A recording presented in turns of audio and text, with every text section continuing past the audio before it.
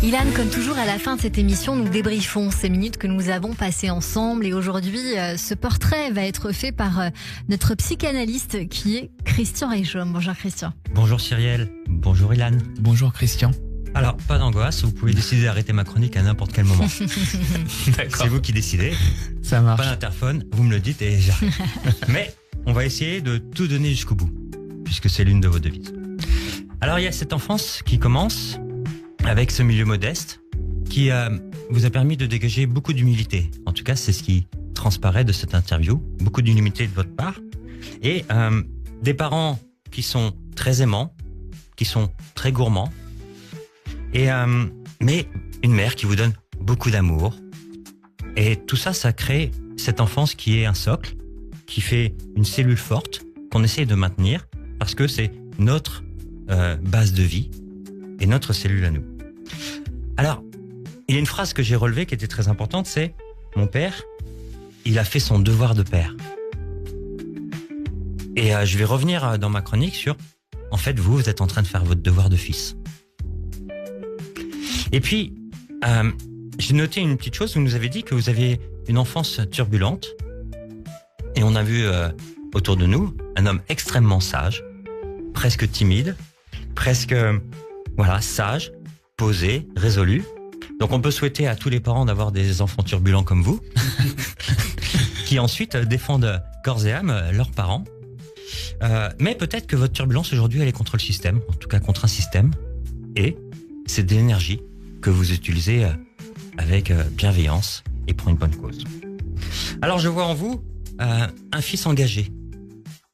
On a essayé de faire son devoir de fils, parce que son père a fait son devoir de père.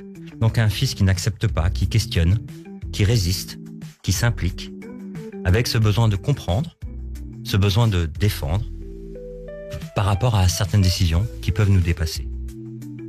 Et puis je vois dans votre portrait aussi un rapport à l'autorité, parce que on est confronté à cette autorité médicale, cette autorité scientifique, par rapport à notre ressenti humain. Ce conflit entre l'autorité externe, celle qui nous est imposée, et cette autorité interne.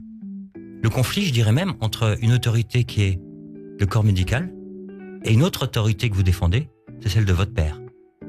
Et entre l'autorité des médecins et l'autorité de mon père, en bon fils que je suis, que vous êtes, on défend son père. Et personne n'a à nous dire ce que veut mon père, puisque mon autorité, c'est mon père.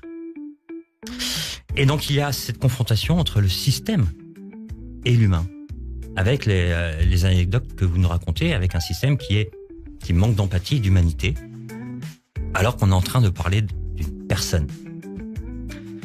Alors il y a aussi une sorte de responsabilité affective pour vous. J'ai été élevé par mes parents, mon père a fait son devoir, ma mère a été là, et aujourd'hui, peut-être que c'est à moi de faire quelque chose pour eux. Ils ont tout donné, et je fais quelque chose pour eux, pas seulement regarder, me positionner, être actif, pas être un sauveur, mais être un rempart. Un rempart entre eux et le reste du monde. On retrouve cette cellule familiale qui a été créée dès le départ. Et puis il y a ce refus de la passivité par rapport à l'injustice et par rapport à la mort.